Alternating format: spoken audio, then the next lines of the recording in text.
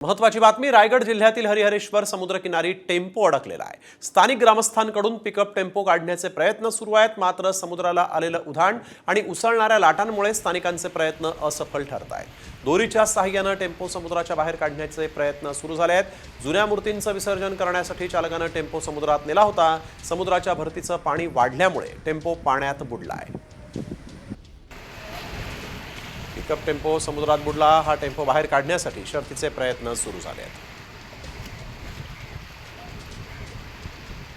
महत्वाची बातमी रायगड जिल्ह्यातील हरिहरेश्वर समुद्रकिनारी टेम्पो अडकलेला आहे। स्थानिक ग्रामस्थांकडून पिकअप टेम्पो काढण्याचे प्रयत्न सुरू आहेत, मात्र समुद्राला आलेलं उधाण आणि उसळणाऱ्या लाटांमुळे स्थानिकांचे प्रयत्न असफल ठरत आहेत। दोरीच्या सहाय्याने टेम्पो समुद्राच्या बाहेर काढण्याचे प्रयत्न सुरू झाले आहेत। जुन्या मूर्तींचं विसर्जन करण्यासाठी चालकाने टेम्पो समुद्रात नेला होता।